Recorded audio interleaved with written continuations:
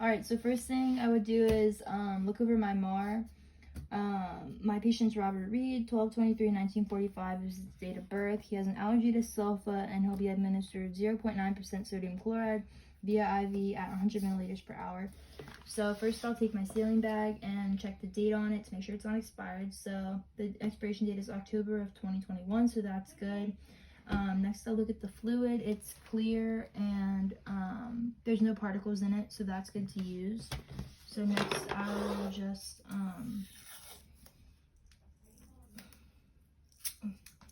label my bag with my initials, the time and the date.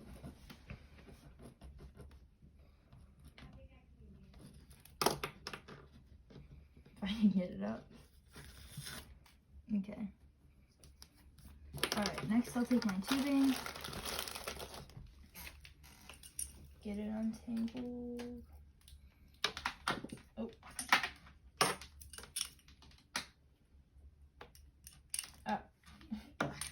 Okay, and then first thing I'll do is clamp the tubing. And then from there, I'll attach these two ends. Okay, so once those are attached, I'll hang this up. Okay. And then I'll fill this about halfway before priming it. Okay, so that's good. And then I'll remove this and open the clamp so that it can be primed, and then I'll clamp it off whenever it starts to drip out the other side. So I'll just open this slowly.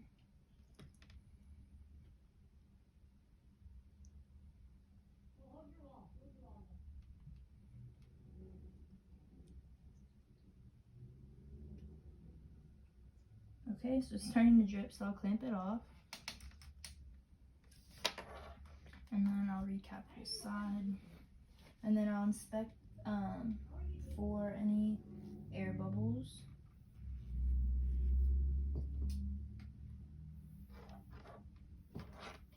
Which there is none of.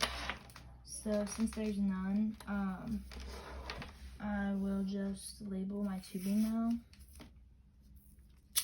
with my name and the date, or my initials and the date, and the time, I guess, wouldn't hurt.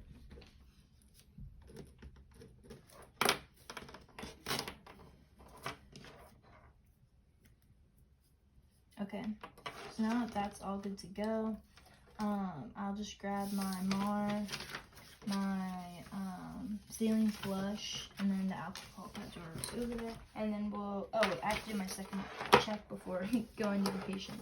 So my patient's Robert Reed. His date of birth is 12/23/1945. He has an allergy to sulfa, and he'll be administered 0.9% sodium chloride through IV at 100 milliliters per hour. So now we can go to the patient's bedside.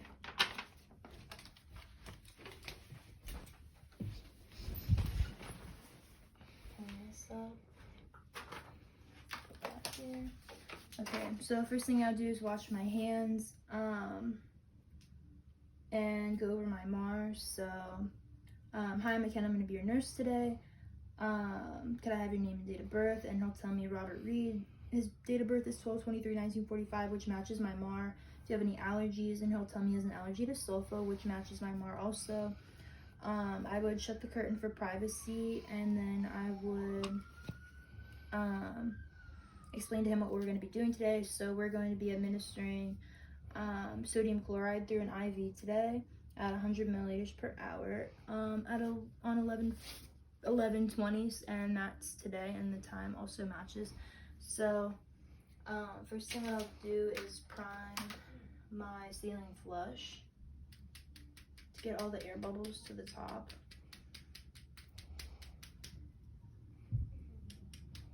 And then once that is primed, I'll just take the cap off and get all the air bubbles out. Okay, so once that's out, I can just recap that until I'm ready to use it.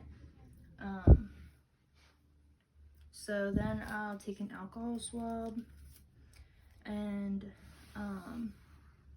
uncap this, I guess, so I'll take my swab or my pad, and I would clean the end of this for 10 to 15 seconds. And then I would administer the sodium chloride, about 3 to 5 milliliters.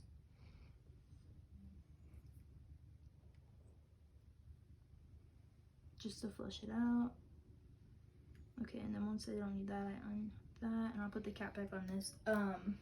Before I would administer this, I would check the site for redness, swelling, if the patient has complains of any pain or burning, and if there's any leaks, which there wasn't, and the patient didn't complain of any pain. It's important to check just because of infiltration, which is leaking into the subacute tissue, which can, the effects of that are swelling, pallor, the skin will be cold to the touch, and then numbness as well. Another thing to look out for is phlebitis, and this is inflammation of the vein through trauma from a needle or a catheter, but in this case it would be a needle. And the signs of that are redness,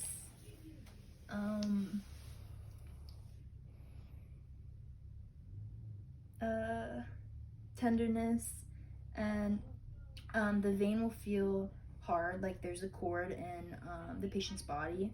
So those are just a couple things to look out for. And then you would administer the saline after that. So now that that has been administered, I would just take this now.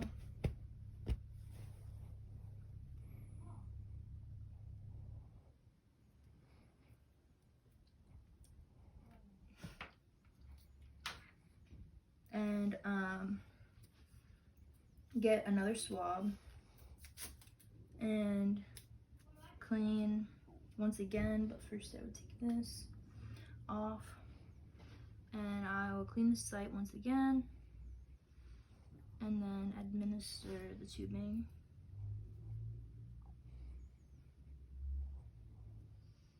Okay, so now that, it's good. So now that that's good, I would set the amount of drippage, which would be 100 milliliters per hour, and unclamp this so the patient could be receiving their fluid, just coming out really fast. And then I'd make sure the patient doesn't have any pain and that they're comfortable, and I document everything that I did into the patient's record.